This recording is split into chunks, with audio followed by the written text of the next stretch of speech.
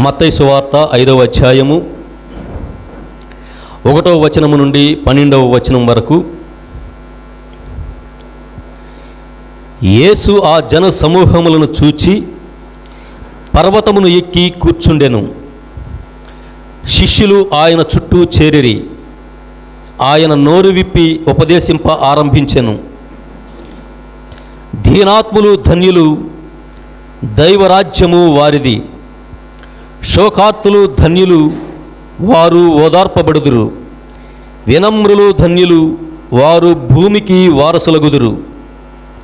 నీతి నిమిత్తము ఆకలి దప్పులు గలవారు ధన్యులు, వారు సంతృప్తి పరపబడుదురు.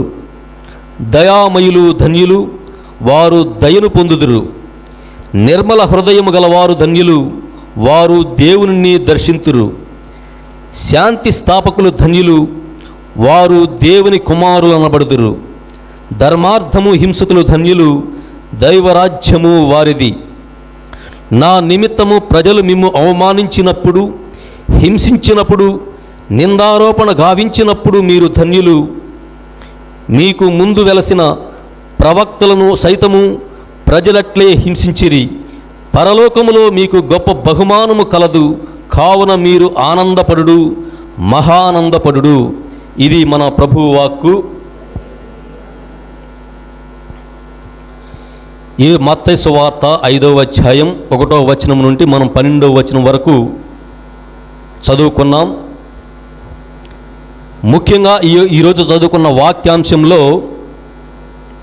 అష్టభాగ్యములు యేసుక్రీస్తు మనకి ఇచ్చినట్లుగా కనిపిస్తూ ఉన్నాయి. సరే, ఈ అష్టభాగ్యాలు 8 భాగ్యాలు దేవుడు మనకి ప్రసాదించినట్లుగా కనిపిస్తూ ఉన్నాయి. ఈ 8 భాగ్యాల గురించి మనం ఇప్పుడు చెప్పుకుంటే మనకు టైం సరిపోదు కాబట్టి మొట్టమొదటిగా దీనాత్ములు ధన్యులు, దైవరాజ్యము వారిది. ఈ యొక్క మాటను మనం కొద్దిసేపు ధ్యానించుకునే ప్రయత్నం చేద్దాం. యేసుక్రీస్తు ప్రబోధ ప్రారంభ దశలో ఉన్నప్పుడు ఆయన అక్కడ ఉన్న ప్రజానీకానికి ఒక మెసేజ్ ఇచ్చాడు. అప్పటికి ఇంకా బోధన కూడా యేసు ప్రభుల వారు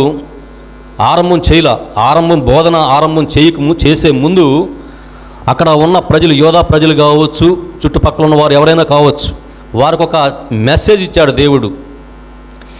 ఏంటి ఆ మెసేజ్ అని మనం చూసుకోగలిగితే మత్తయి సువార్త 4వ అధ్యాయం 17వ వచనంలో కనిపిస్తూ ఉంది. హృదయ పరివర్తనము చెందుడు, పరలోక రాజ్యము సమీపించి ఉన్నది అని యేసు అప్పటి నుండి జనులకు బోధింప ఆరంభించెను. యేసుక్రీస్తు మనకి 3 సంవత్సరములు బోధన చేసినట్లుగా మనకి వాక్య భాగాల ద్వారా తెలుసుకున్నాం. కానీ మొట్టమొదటిగా ఆయన బోధన ఆరంభం చేసే క్రమంలో మొట్టమొదటిగా ఆయన చెప్పిన మాట, మీరు హృదయ పరివర్తనం చెందండి, ఇదిగో మీ దగ్గరికి పరలోక రాజ్యం వచ్చి ఉన్నది అని ఒక మాటతో స్టార్ట్ చేశాడు యేసుక్రీస్తు. దీని సారాంశం ఏంటంటే, ఇంతకుముందు మీరు ఏ విధంగా అయినా పాపము చేసి ఉన్నా సరే మీకు ఇప్పుడు ఒక వెలుగు ఇవ్వబడింది. మీరందరూ ఆ చీకటిలో నుంచి వెలుగులోకి రావాలి. ఆ వెలుగులోకి రావాలంటే మీ హృదయ పరివర్తనం శుభ్రం చేసుకోండి, మీ మనస్సుని కడుక్కోండి. మీ యొక్క మనసుల్ని కడుక్కొని ఆ వెలుగులోకి కానీ రాగలిగితే ఇదిగో మీకు పరలోక రాజ్యం దగ్గరలోనే ఉంది అని యేసుక్రీస్తు ఈ యొక్క మాటతో ఆయన యొక్క బోధన ప్రారంభం చేస్తూ కొంతమంది శిష్యుల్ని పిలుచుకొని ఆ క్రమంలో ఆయన బోధన ఆరంభం చేసేటప్పుడు ఒక పర్వతం ఎక్కి కూర్చున్నాడు యేసుక్రీస్తు. ఇది చాలా మనకి మత్తయి సువార్త 5, 6, 7 అధ్యాయాల్లో యేసుక్రీస్తు ఏకధాటిగా మాట్లాడిన మాటలు మనకు కనిపిస్తూ ఉంటాయి. ఈ 3 అధ్యాయాలు యేసుక్రీస్తు ప్రసంగం, దీన్ని కొండ మీద ప్రసంగం అని కూడా అంటారు. దీంట్లో చాలా అంశాలు యేసుక్రీస్తు మనకి చెప్పాడు. దీనిలో భాగంగానే ఇదిగో పరలోక రాజ్యానికి మీరు చేరుకోవాలంటే ఇదిగో మీకు ఒక 8 భాగ్యాలు మీకు అప్పగిస్తూ ఉన్నాను. 8 భాగ్యాలని, ఈ 8 ధన్యతల్ని కానీ మీరు పాటించగలిగితే డెఫినెట్గా మీరు పరలోక రాజ్యంలోకి వస్తారు అని చెప్పాడు. ఆ 8 భాగ్యాలని ఈరోజు మనం సువిశేషపట్నంలో చదువుకున్నాం. ఆ భాగ్యంలో మొదటిదైన భాగ్యం గురించి, ఒక దీనతను గురించి మనం తెలుసుకున్నాం. దీనాత్ములు ధన్యులు, దైవరాజ్యము వారిది. ఈ యొక్క మాటని మనం ఈరోజు కొద్దిసేపు ధ్యానించుకునే ప్రయత్నం చేద్దాం. దైవరాజ్యము వారిది అన్నాడు. దైవరాజ్యం అంటే ఎవరిది? దైవరాజ్యం అనేది పరలోక రాజ్యం, దేవునికి సంబంధించిన రాజ్యం. వారిది అంటున్నాడు. ఎవరిది? పరలోక రాజ్యానికి మనం వెళ్ళాలంటే, పరలోక రాజ్యాన్ని మనం తీసుకోవాలంటే, మనం సొంతం చేసుకోవాలంటే దానికి ముందు దీనాత్ములు ధన్యులు అని చెప్పాడు. అంటే దీన మనస్కులు, దీనత్వం కలిగి ఉంటే నా యొక్క పరలోక రాజ్యానికి మీరు అర్హత కలిగి ఉంటారనేది మొట్టమొదటి ధన్యతగా యేసుక్రీస్తు చెప్పాడు కొండ మీద ప్రసంగంలో. అసలు ఈ దీనాత్ములు ధన్యులు అంటే అసలు దీనత్వం అంటే ఏంటి తెలుసా ఎవరికన్నా? దీనత్వం అంటే ఏంటో?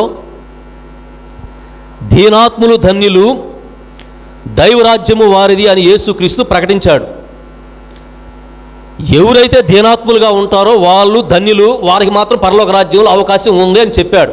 మాట మాత్రంగా చెప్పాడు. కానీ దీనాత్ములు అనేది మనం కొద్దిసేపు ధ్యానించుకునే ప్రయత్నం చేద్దాం. ఇదే దీనాత్ముల్ని, ఇదే మాటని, ఇదే ధన్యతని లోకా సువార్త 16వ అధ్యాయంలో కూడా మనకు చెప్పబడింది.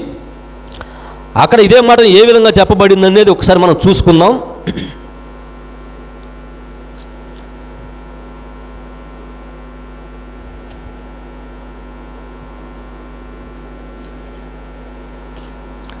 లోకా సువార్త 6వ అధ్యాయం 20వ వచనంలో, 20వ వచనము ఇందాక మత్తయి సువార్తలో మనం చెప్పుకున్న 5వ అధ్యాయంలో 3వ వచనం ఒకటే. కాకపోతే అక్కడ మత్తయి రాశాడు, ఇక్కడ లోకా రాశాడు. అక్కడ దీనాత్ములు ధన్యులు అన్నారు, కాకపోతే ఇక్కడ లోకా గారు ఏమంటున్నాడంటే 20వ వచనం చదువుకుందాం. యేసు కనులెత్తి శిష్యుల వైపు చూచి ఇట్లు ఉపదేశం ఆరంభించెను, పేదలకు మీరు ధన్యులు, దేవరాజ్యము వారిది అని అన్నాడు. అంటే ఇక్కడ పేదలన్నా దీనాత్ములన్నా ఒకటే. దీనత్వం కలిగిన వాళ్ళు పేదలుగా వర్ణించాడు. సరే, ఇక్కడ మనకు ఒక అనుమానం రావచ్చు. అదేంటిది? పేదలుగా ఉంటేనేనా మనకి పరలోక రాజ్యం వచ్చేది? అంటే మనం ఆస్తుపాస్తులు సంపాదించుకున్నా, డబ్బులు సంపాదించుకున్నా మనకి పరలోక రాజ్యం రాదా అనే అనుమానం మనకి రావచ్చు. కానీ ఇక్కడ పేదలు అనే మాట ఎందుకు మాట్లాడాడంటే, పేదలు నిజంగా పేదలకి పరలోక రాజ్యం ఉందనుకోండి, ఖచ్చితంగా ఎవరు కూడా పని చేయాల్సిన అవసరం లేదు, ఎవరు ఉద్యోగాలు చేయాల్సిన అవసరం లేదు, ఎవరు వ్యాపారాలు చేయాల్సిన అవసరం లేదు. పేదవాడికి ఉంటే పరలోక రాజ్యం అన్నాడు కాబట్టి ప్రశాంతంగా ఉండిపోవచ్చు. కానీ ఇక్కడ యేసుక్రీస్తు చెప్తున్నది ఇది భౌతికంగా మనం ఆలోచిస్తాం. భౌతికంగా మనం పేదలంటే ఎవరిని అనుకుంటాం? పేదలంటే అర్థమైంది, వాడు ఎవడి మీద ఆధారపడేవాడిని పేదలు అంటారు. పేదలనడానికి దానికి అర్థం, పేదలనేవాడు ఎవడో ఒకడి మీద ఆధారపడి జీవించాలి. మన భౌతికంగా అర్థం ఇది.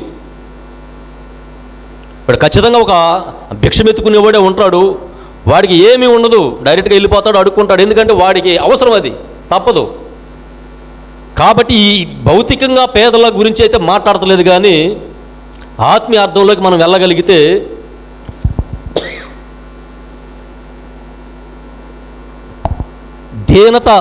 దీన స్వభావం కలిగి ఉండాలి ఆత్మీయంగా అనేది మనం అర్థం చేసుకోవాల్సిన విషయం. దీని గురించి తెలుసుకోవాల్సిన అంశం కూడా. మనం ఇన్ని రోజుల నుంచి కూడా క్రైస్తవంలో ఉన్నాం.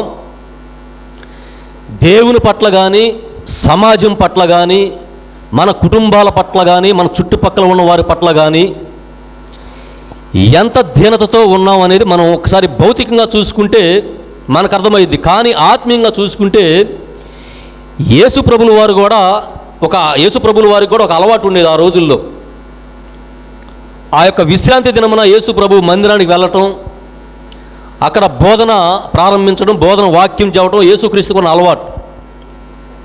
ఇదంతా మనకి లోకా సువార్త 4వ అధ్యాయం 16వ వచనంలో మనకు కనిపిస్తూ ఉంటుంది. అది కూడా ఒక మాట చూసుకొని మనం వద్దాం.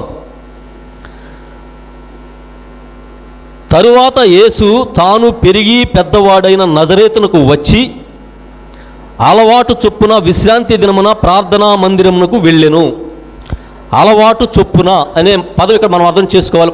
యేసుక్రీస్తు ఒక అలవాటు ఉంది. ప్రతి విశ్రాంతి దినం అంటే ఆ రోజుల్లో యూదులు ఉండే టైంలో విశ్రాంతి దినం, ఆ రోజు వాళ్ళకి శనివారాన్ని వాళ్ళు విశ్రాంతి దినంగా చేసేవాళ్ళు యూదులు.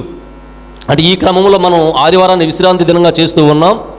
ఆ రోజుల్లో యూదులు విశ్రాంతి దినాన్ని, శనివారాన్ని విశ్రాంతి దినంగా పాటించేవాళ్ళు. అయితే అదే అలవాటు చొప్పున యేసుక్రీస్తు ప్రతి శనివారం విశ్రాంతి రోజున వెళ్తాం, వాక్యం బోధించటం, ఇవన్నీ తెలిసిందే మనకి. కానీ ఎందుకు ఈ మాట మనం చెప్తున్నామంటే, యేసుక్రీస్తు దేవుడు అయ్యుండి కూడా ఆయన దేవుని మందిరానికి వెళ్ళాల్సిన అవసరం ఆయనకి ఏమొచ్చింది అనేది మనం ఇక్కడ అర్థం చేసుకోవాల్సిన పాయింట్. యేసుక్రీస్తు దేవుని కుమారుడు అయ్యుండి కూడా దేవుని యొక్క మందిరానికి ఆయన వెళ్ళి వాక్యాన్ని చెప్తూ ఉన్నాడు. మరి దేవుని కుమారుడై ఉండి దేవుని గుడికి వెళ్ళి వాక్యాన్ని చెప్తూ ఉంటున్నప్పుడు దాన్ని మనం అన్వయం చేసుకుంటే మనం ఆయనలాగా, మనం ఆయన మాదిరిలాగా మనం చేయగలుగుతున్నామా? అంటే ప్రతి విశ్రాంతి దినాన్న మనం పాటిస్తూ ఉన్నామా? దేవుని యొక్క మాటను గ్రహిస్తూ ఉన్నామా? ఆ మాట ప్రకారం జీవిస్తూ ఉన్నామా అనేది ఇక్కడ క్వశ్చన్ రావాలి. ఇదంతా ఎందుకు చెప్తున్నానంటే ఆ దీన స్వభావం రావాలంటే ఈ యొక్క అలవాటు మనకు ఉండాలి. దేవునికి దగ్గరగా ఉన్నప్పుడు మనకు ఆ దీన స్వభావాలు వస్తాయి.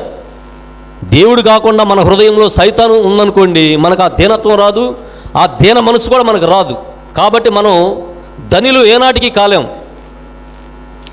ధన్యులు కావాలంటే యేసు ప్రభుల వారిలాగా ఆయన అలవాటు చొప్పున, అలవాటు ప్రకారం ఆయన ప్రతి విశ్రాంతి దినాన్ని ఒక పండగలాగా ఆయన ప్రతి విశ్రాంతి దినాన్ని పాటిస్తూ సమాజ మందిరాల్లోకి వెళ్ళి ఆయన వాక్య బోధన చేసేవారు. వాక్య బోధనకి వెళ్ళినప్పుడు ఆయనకు ఒకసారి ఏషియా గ్రంథం ఇచ్చారు ఆయనకి చదవమని. చదవమన్నప్పుడు ఏషియా గ్రంథం చదువుతున్నప్పుడు ఆయనకు ఒక మాట చదివాడు. 18వ వచనంలో, లోకా సువార్త 4వ అధ్యాయం 18వ వచనంలో. ఆ వచనం కూడా ఆయన కోసమే చెప్పబడింది. ఎప్పుడో 700 సంవత్సరాల ముందు యోషయా ప్రవక్త యేసుక్రీస్తు గురించి చెప్పిన మాటే, ఆయన మాటనే ఆ రోజు ఆయనే చదవాల్సిన పరిస్థితి వచ్చింది. ఏంటి ఆ మాట అనేది మనం ఒకసారి చూసుకుందాం.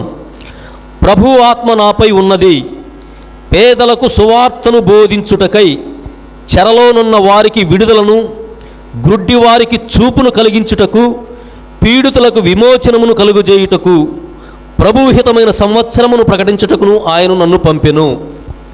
ఇక్కడ కూడా మనం ఆ దీనతలో చెప్పుకున్నట్టుగా కూడా ఇక్కడ యేసుక్రీస్తుని గురించి కూడా యోషయా ప్రవక్త పలికినప్పుడు కూడా, ఇది కొత్త నిబంధనలో మనం సువిశేషం చదువుకున్న మత్తయి సువార్తలో ఈ పేదలు అనే మాట మనకి పాత నిబంధన యెషయా గ్రంథంలో పలికిన ప్రవచనంలో కూడా ఈ పేదలకు సువార్తను బోధించుటకై అనే మాట వాడాడు. పేదల కంటే ఏదో మనకు డబ్బు లేని వాళ్ళుగా, అధికారం లేని వాళ్ళుగా అని మాత్రం మీరు అనుకోవద్దు. ఇది భౌతికంగా కాదు మాట్లాడే మాట, ఆత్మీయంగా పేదవాడని ఎవరిని అంటారు? ఆత్మీయంగా పేదవాడు వీడని ఎవరిని అంటారు? దేవుడి గురించి ఏమి తెలియని వ్యక్తిని, దేవుని మాట గురించి ఏమీ తెలియని వ్యక్తిని, బైబిల్ గురించి కానీ ఏమి తెలియని వ్యక్తిని ఆత్మీయంగా అతను పేదవాడే. నీకు ఎన్ని కోట్ల రూపాయలు ఉన్నా, ఎన్ని ఆస్తులు ఉన్నా, ఆత్మలో దేవుని యందు నీకు ఎలాంటి విషయాలు తెలియనప్పుడు నువ్వు పేదవాడివి అని చెప్పి దేవుడు యెషయా ప్రవక్త ఎప్పుడో చెప్పాడు. 700 సంవత్సరాల ముందు కాలంలో చెప్పాడు యెషయా ప్రవక్త ఇది. అదే మాట లోకా సువార్తలో యేసు ప్రభు పట్టణాన్ని చదివి వెళ్ళినప్పుడు ఇదే మాట యేసుక్రీస్తు కూడా చదివాడు. చదివినప్పుడు ఆటోమేటిక్గా ఖచ్చితంగా యేసుక్రీస్తు కూడా చెప్పే ఉంటాడు, మీరు పేదల్లాగా ఉండాలి. అంటే సంపాదించుకోవద్దని కాదు, ఆస్తులు సంపాదించుకోవద్దని కాదు, మీరు పేదల్లాగా ఉండడానికి లేదు, వాక్యాన్ని దేవుని గురించి తెలుసుకోవాలి మీరు అనే ఆత్మీయ అర్థంగా మాట్లాడినట్టుగా మనకి ఇక్కడ కనిపిస్తూ ఉంది.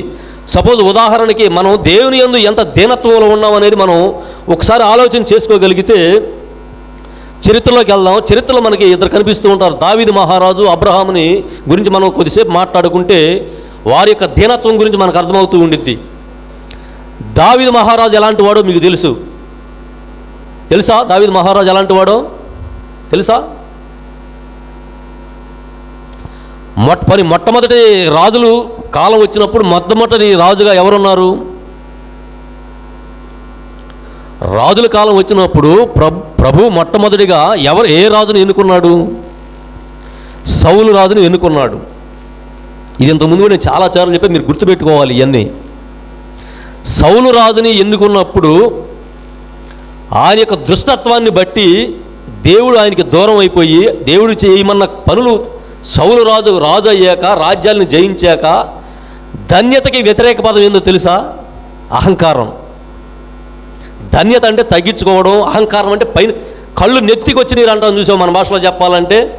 సౌలు రాజు కూడా కళ్ళు నెత్తికి వచ్చినప్పుడు, దేవుని విడనాడినప్పుడు దేవుడు ఈ సౌలు రాజు ఏదో ఉద్ధరిస్తాడు అని ఈయన అభిషేకం చేశాను, ఇదిగో సమూయేలు ఈయన నేను తొలగిస్తున్నాను, నువ్వు ఇదిగో పలానా ప్రాంతానికి వెళ్ళి అక్కడ ఏషియా కుమారులు ఉంటారు, వాళ్ళలో ఒక కుమారుణ్ణి నేను రాజుగా ఎన్నుకోబోతున్నానని చెప్పినప్పుడు సమూయేలు ఏషియా దగ్గరికి పోయి పిల్లలందరినీ పిలిపించినప్పుడు, 6 కుమారులను పిలిపించినప్పుడు వీళ్ళు కాదు అని చెప్పి దేవుడు చెప్పాడు. ఒక్కొక్కరు లీసు వచ్చినప్పుడు నేను ఎన్నుకున్న వ్యక్తులు వీళ్ళు కాదని చెప్పినప్పుడు ఏం దేశయ్యా, మీరు 6 మంది కుమారులను తీసుకొచ్చావు, కానీ దేవుడు వీళ్ళలో ఎవరిని రాజుగా ఎన్నుకోలేదంటున్నాడు, వీళ్ళైనా ఇంకా ఎవరైనా ఉన్నారన్నప్పుడు ఏషే మాట మాట్లాడాడు. ఉన్నాడని ఇంకోటి పనికిమాలినోడు అక్కడెక్కడ గొర్రెలు కాసుకుంటూ ఉంటాడు అని చెప్పి దావీదు గురించి మాట్లాడాడు. ఆ పనికిమాలినోనే నేను ఎన్నుకున్నాను, తీసుకురండి అని ప్రభువు చెప్తాడు. అక్కడ తీసుకొచ్చినప్పుడు గొర్రెలు కాసుకునే వ్యక్తిని తీసుకొచ్చినప్పుడు రాజుగా దావీదు మహారాజుని సమూయేలు అభిషేకం చేస్తాడు. ఇది ఇంతకుముందు నేను చాలాసార్లు చెప్పాను. అభిషేకం చేసినప్పుడు రాజుగా అభిషేకం చేసినప్పుడు సౌలు రాజు దావీదుని చంపాలని అనేక కుట్రలు చేస్తాడు. ఎందుకంటే ఎప్పుడైతే ఈయనకి ఎక్కువగా ఎదిగిపోతూ ఉన్నాడో ఆత్మీయంగా కానీ భౌతికంగా కానీ దేవుని యొక్క కృప సౌలుని విడనాడి దావీదుని దగ్గరికి వెళ్ళిపోయింది. దేవుని శక్తి సౌలుని విడనాడి దావీదు దగ్గరికి వెళ్ళిపోయింది శక్తి. తద్వారా సౌలు ప్రతి దానికి ఓటమి పాలు అయిపోతూ ఉన్నాడు. దావీదు మాత్రం జయిస్తూ ఉంటే సౌలు మాత్రం ఓడిపోతూనే ఉన్నాడు. ఆ క్రమంలో అంత ఎదిగినా కూడా దావీదు మహారాజు ఒంటి చేత్తో కనీసం 10,000 మంది తలలను నరికినట్లుగా కూడా మనకి వాక్య భాగాల్లో కనిపిస్తూ ఉంది. అంటే ఆయన ఎంత యుద్ధవీరుడో మనం తెలుసుకోవచ్చు. ఒకానొక సందర్భంలో యుద్ధం జరుగుతున్నప్పుడు సౌలు రాజుగా ఉన్నప్పుడు సౌలు రాజు సామ్రాజ్యాన్ని అంతా సైనికులందరూ దాక్కున్నారు భయపడిపోయి. ఫిలిస్తీన్లతో యుద్ధం జరుగుతున్నప్పుడు అందరూ గుహల్లో దాక్కుని గొల్యాతు అనేవాడు సవాల్ కొడుతూ ఉన్నాడు. ఫిలిస్తీన్లకు సంబంధించిన గొల్యాతు అనేవాడు సవాల్ కొడుతూ ఉన్నాడు.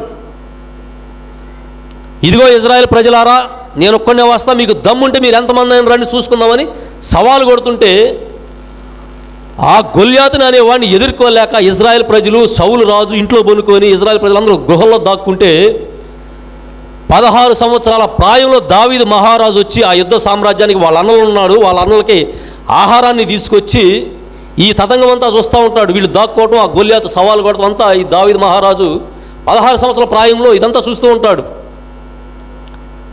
వాళ్ళతో ఒక మాట మాట్లాడతాడు ఇశ్రాయేల్ ప్రజలతో దావీదు. సున్నతి సంస్కారం లేని వాడు సున్నతి సంస్కారం గల మన మీదకి వాడు సవాల్ చేస్తూ ఉంటే మీరు పిరిగి పందల్లాగా దేవుని భయభక్తులాగా దాక్కున్నారు. ఇదిగో సౌలు మహారాజా, నువ్వు ఆజ్ఞని నేను నన్ను చంపేస్తానంటాడు. అదేవిధంగానే 16 సంవత్సరాల పిల్లాడు అడిగినప్పుడు సౌలు రాజు భయపడి వాడు ఏం చేయలేని పరిస్థితుల్లో చంపమని దావీదికి ఆజ్ఞ ఇచ్చినప్పుడు ఆ గొల్యాతుని చంపినట్లుగా మనకి చరిత్ర ఆధారం కనిపిస్తూ ఉంటుంది. వాడి సైజిస్తే గొల్యాతు సైజిస్తే 6 మూరల జానుడు అన్నారు. అంటే 6 మూరల జానుడు అంటే కనీసం ఎంత ఎత్తు ఉండొచ్చు వాడు? 6 మూరల జానుడు అంటే కనీసం నాకు తెలిసి 10-12 అడుగులు ఉండొచ్చు. అంత వ్యక్తిని ఒక 16 సంవత్సరాల బాలుడు దావీదు హతమార్చినట్లుగా వాడి శిరస్సును నరికి వాడి తలను కూడా సౌలు రాజు దగ్గరికి తీసుకెళ్ళి ఇసిరేశాడు. అలాంటి గొప్ప వ్యక్తి దావీదు మహారాజు పిల్లవాడు ఉన్నప్పుడే ఇది. పెద్దవాడు అయ్యాక యెరూషలేము రాజ్యాన్ని యోధా సామ్రాజ్యాన్ని పరిపాలిస్తూ చుట్టుపక్కల రాజ్యాలు మొత్తాన్ని ఆక్రమణ చేసుకొని ఆ యొక్క రాజుల్ని ఈయన కింద పెట్టుకొని వాళ్ళ దగ్గర నుంచి సుంకం వసూలు చేసేవాడు, పన్ను రూపాన్ని వసూలు చేసేవాడు దావీదు మహారాజు. ఈయన ఇజ్రాయేల్కి రాజుగా యోధా రాజ్యానికి రాజుగా ఉన్నా కూడా చుట్టుపక్కల రాజ్యాలు మొత్తం దావీదు మహారాజు చేతిలో ఉన్నాయి, గుప్పిట్లో ఉన్నాయి. ఎందుకంటే ఆయన ఎదిరించే ఎవడు రాజు అనేవాడు ఎవడు లేడు ఆ టైంలో. మరి అలాంటి వ్యక్తి ప్రభు దగ్గరికి వచ్చేసే లోపల ఒక మాట మాట్లాడతాడు. అసలు ఆ స్థాయిలో మనం ఉంటే మనం ఏ విధంగా ఊహించుకుంటాం? ఈరోజు కనీసం ఒక వార్డు మెంబర్ గానో లేదంటే ఒక సర్పంచ్ గానో లేదా ఒక ఎమ్మెల్యే గానో లేదా కనీసం ఎమ్మెల్యే దగ్గర పనిచేసినోడు కూడా వాడి మాటలు చూస్తే ఎలా ఉంటాయంటే కోటలు దాటిపోతూ ఉంటాయి. మరి రాజ్యాలనే జయించిన వ్యక్తిగా ఇక్కడ దావీదు మహారాజు కనిపిస్తున్నప్పుడు ఆయన విధానం ఎలా ఉండాలి? మానవుని విధానం అయితే కళ్ళు నెత్తి పైకి ఎక్కాలి, కానీ ఆయనకి కళ్ళు మాత్రం నెత్తికి ఎక్కలా. ఎప్పుడు కళ్ళు కిందే ఉన్నాయి ఆయనకి, దావీదు మహారాజుకి. అందుకే చక్కగా మనకి ఆయన ఒక మాట మాట్లాడుతూ ఉంటాడు. కీర్తనల గ్రంథం 34వ అధ్యాయంలో ఒక మాట మాట్లాడతాడు. ఆ మాట తెలుసుకొని మనం వెనక్కి వద్దాం.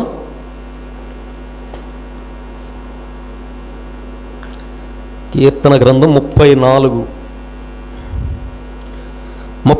కీర్తనల గ్రంథం 6వ మాట 6వ వచనం. దరిద్రుడు ప్రభువుకు మొరపెట్టగా ఆయన వినును. దరిద్రుడిని అనుకుంటున్నాడు ఆయనే దేవుడి ముందు. నేను దరిద్రుని ప్రభువా, నేను ఇంత జయించినా, ఇన్ని సామ్రాజ్యాలు నా చేతిలో ఉన్నా నీ ముందు నేను దరిద్రుడినే, నువ్వు లేనిదే నేనేమీ చేయలేను, నువ్వు ఉంటేనే నేను సకలాన్ని జయించగలను అనే మాట అంత గొప్ప స్టేటస్లో ఉండి కూడా దావీదు ప్రార్థనలో చెప్పిన మాట ఇది. మరి మీరు ప్రార్థనలో ఏమడుగుతారో నాకైతే తెలియదు, కానీ దావీదు మహారాజు ఆయన ప్రార్థన చేసేటప్పుడు ఈ మాట మాట్లాడాడు. కీర్తన గ్రంథం 34వ అధ్యాయం 6వ వచనంలో, నేను దరిద్రుడిని ప్రభువా, నన్ను కరుణించు, నీవు సహాయం లేనిదే నేను ఏమీ చేయలేనని చెప్పి మాట్లాడుతూ ఉన్నాడు. మరి ఆయన ఎంత స్థాయిలో ఉన్న వ్యక్తి ఎంత కింద స్థాయికి దిగాడో చూడండి. దీన్నే దీనత్వం అంటారు. ఈ మాట అంతా మీకు దావీదు మహారాజు చరిత్ర ఎందుకు చెప్పానంటే, ఆయనంతా హై స్థాయిలో గుండా ప్రార్థన దేవుడి దగ్గరికి వచ్చే లోపల కింద స్థాయికి పడిపోతూ ఉన్నాడు. దీన స్వభావం కలిగి ఉన్నాడు. నీ ముందు నేను ఎంత ప్రభువా, నీవు లేని నేనేం చేయలేను, నేను దరిద్రుడిని, చేతగాని వాడిని అని ప్రార్థనలో చెప్పుకుంటున్నాడు ఆయన ఏడుస్తూ. మరి ఈరోజు మన ప్రార్థనా జీవితాల్లో, మన ప్రార్థనలో కూడా ఇలాగే దీనత్వం మనం ప్రార్థన చేయగలుగుతున్నామా అనేది మనం ఆలోచన చేసుకోవాల్సిన అవసరం ఉంది. ఏదో వచ్చి ఏదో చెప్పి వెళ్ళిపోయాం అన్నట్లుగా కాకుండా దీన స్వభావాన్ని కలిగి ఉంటే పరలోక రాజ్యం మీదని యేసుక్రీస్తే చెప్తూ ఉన్నాడు. ఆ యొక్క దీనత్వంతో, దీన మనసుతో ఉండండి. తగ్గించుకునే గుణాన్ని అలవాటు చేసుకోండి. దీనత్వం అంటే తగ్గించుకునే గుణాన్ని అలవాటు చేసుకోవటం.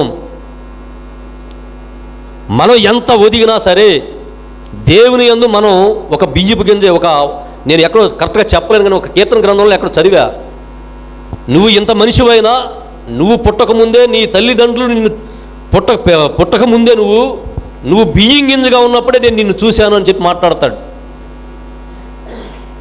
అంటే ఒక స్త్రీ గర్భం దాల్చినప్పుడు పిండం ఫస్ట్ బియ్యం గింజ సైజులోతే ఆరంభం అవుతుంది. నువ్వు ఇప్పుడు పుట్టి ఏదో చెప్తున్నావేమో, కానీ నువ్వు బియ్యం గింజ సైజులో ఉన్నప్పుడే నేను నిన్ను ఎరిగాను, నీ గురించి నాకు తెలుసు అని చెప్పి మాట్లాడిన సందర్భం నీకు కరెక్ట్గా, నేను ఆ వచనం ఎక్కడుందో చదివే కానీ కరెక్ట్గా చెప్పలేకపోతున్నాను. బియ్యం గింజతో పోల్చాడు. అదేవిధంగా ఇంకో విషయం అబ్రహాం గురించి కూడా చేసుకుంటే, అబ్రహాంకి దేవుడిచ్చిన వాగ్దానం ఏంటి? ఇదిగో ఒక రాజ్యాన్ని నీకు ఇస్తాను, నీ యొక్క సంతానాన్ని విస్తారంగా సముద్రం దగ్గర ఇసుక రేణువుల వలె నీ యొక్క సంతానాన్ని విస్తరణ చేస్తానని చెప్పి అబ్రహాంకి వాగ్దానం చేశాడు. అనుకున్నట్లుగానే ఆయన యొక్క సంతానం ఇజ్రాయెల్ ప్రజలుగా కొన్ని లక్షల మందిగా ఎదిగారు.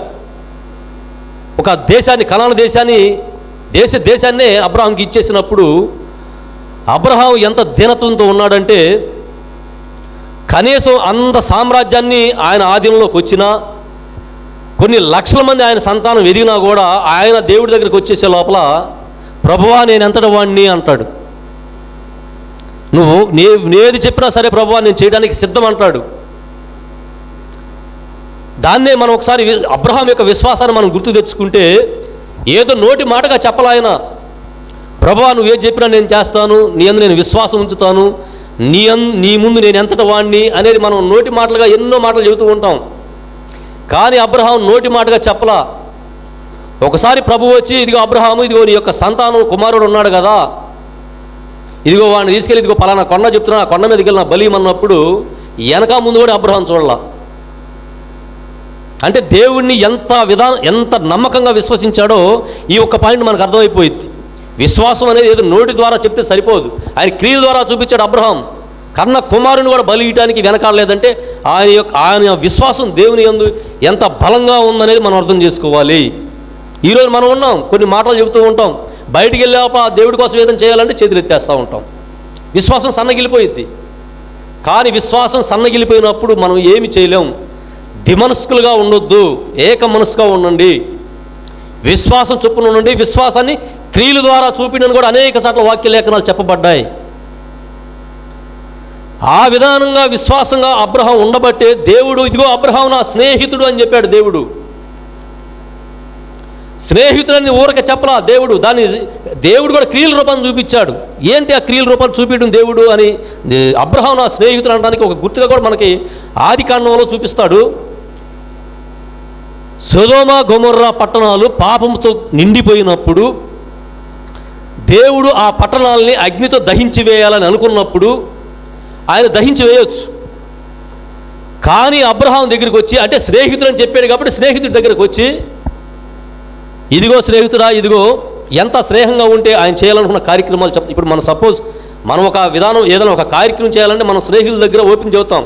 అన్ని మాటలు కొన్ని తల్లిదండ్రుల దగ్గర చెప్పని విషయాలు కూడా ఖచ్చితంగా స్నేహితుల దగ్గర బయట పెడుతూ ఉంటాం.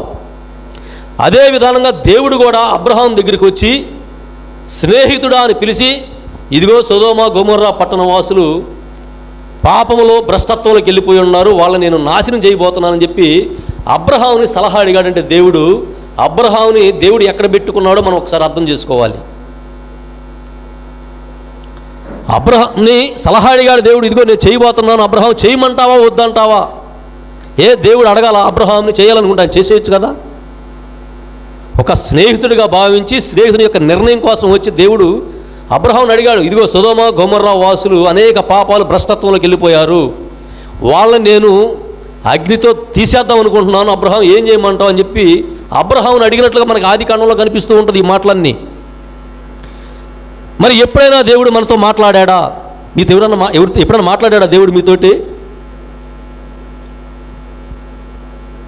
ఎందుకంటే మనం అబ్రహాం చూపించినంత విశ్వాసం మనం చూపించలేకపోతూ ఉన్నాం.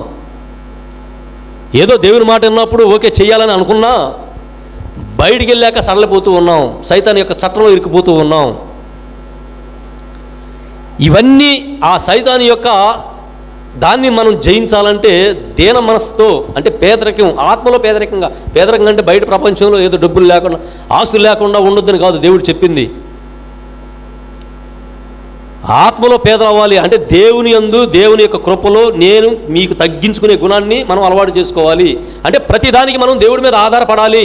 సింపుల్గా ఒక మాట చెప్పాలంటే ప్రతిదానికి మనం దేవుడి మీద ఆధారపడాలి. ఇది యొక్క మన క్రైస్తవ జీవితంలో క్రైస్తవులుగా ఉంటూ కనీసం నిద్ర లేచినప్పుడు కానీ, కనీసం రాత్రి నిద్ర పోయే ముందు కానీ ఎంతమంది ప్రార్థన చేస్తున్నారు?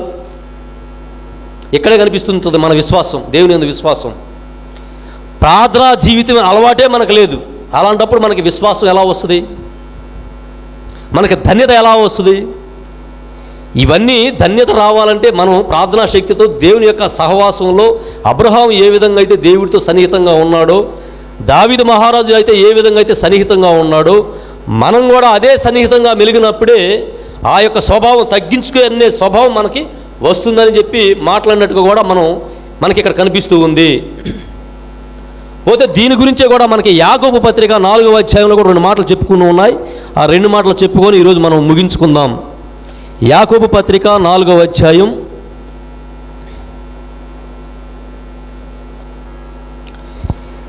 యాకోబు పత్రిక 4వ అధ్యాయం 6వ వచనం. కానీ ఆయన కృపను ఎక్కువగా ఇచ్చును, ఏలైనా దేవుడు అహంకారులను ఎదిరించును. జాగ్రత్తగా వినాలి ఈ వాక్యం. కానీ ఆయన కృపను ఎక్కువగా ఇచ్చును, ఏలైనా దేవుడు అహంకారులను ఎదిరించును, వినమ్రుల కృపను అనుగ్రహించును అని లేఖనము చెప్పుచున్నది.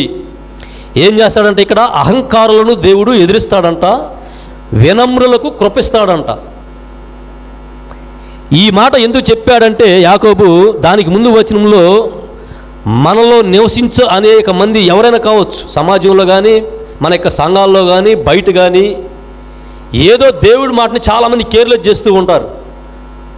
ఏదో వాక్యం విన్నంతసేపు విన్నా అబ్బా ఇక్కడ ఏం చెప్పాడు బాగా చెప్పాడు అనుకుంటారు, బయటికి వెళ్ళాక ఏం చెప్పేవారంటే ఏం చెప్పలేని పరిస్థితిలో ఉంటారు. అంటే దీన్ని బట్టి మనం ఏమాత్రం మనం అర్థం చేసుకోగలుగుతున్నాం వాక్యాన్ని. అలా వాక్యాన్ని అర్థం చేసుకోకపోతే గర్వంగా తయారవుతారు. ఆ గర్వాత్ముల్ని నేను అణగదొరుకుతానని చెప్పి స్వయంగా దేవుడు మాట్లాడుతూ ఉన్నాడు. అదే వినమ్రత కలిగి ఉంటే మీకు కృప ఇస్తానని దేవుడు మాట్లాడుతూ ఉన్నాడు యాకోబు ద్వారా. అదే 4వ వచనం, యాకోబు పత్రిక 4వ అధ్యాయం 6వ వచనంలో మాట్లాడిన మాట. పోతే 10వ వచనంలో కూడా దేవుని ఎదుట మిమ్మును మీరు తగ్గించుకునుడు, అప్పుడు ఆయన మిమ్ము హెచ్చించును. ఇది పోయి మనం చదువుకున్న మత్తయి సువార్తలోకి వెళ్ళాం. మళ్ళా తనను తాను తగ్గించుకుంటే దేవుడు మనల్ని హెచ్చిస్తాడు. అన్యత ధన్యత స్వభావంతో మనం ఉండాలి. ధీనాత్ములు ధన్యులు అనే మాట కాడకి వచ్చాడు. యాకోబు పత్రికలో రాసిన, ఏషియా గ్రంథంలో రాసిన, ఇవన్నీ లోక సువార్తలో రాసినా కూడా టోటల్గా మనకు అర్థమయ్యేది ఏంటంటే ధీనాత్ములు అంటే దీన స్వభావం కలిగిన వాళ్ళు. అంటే ఎంత ఎత్తుకు ఎదిగినా దేవుడిలో అంత కిందకు ఉండాలి, దేవుని కాళ్ళ దగ్గర ఉండాలి, దేవునితో సహవాసం ఉండాలి, దేవుని మీద ఆధారపడాలి. మనం చేసే ప్రతి పని దేవుణ్ణి అడిగి చేయాలి, చేసిన పనికి దేవునికి కృతజ్ఞత అర్పించాలి. ఇవన్నీ అనుసరించాలని దీన మనసు గల వాళ్ళే ఇవన్నీ చేస్తారు అనేదానికి మీకు ఉదాహరణగా దావీదు మహారాజు అబ్రహాము గురించి మీకు కొద్దిసేపు మనం ధ్యానించుకునే ప్రయత్నం చేశాం.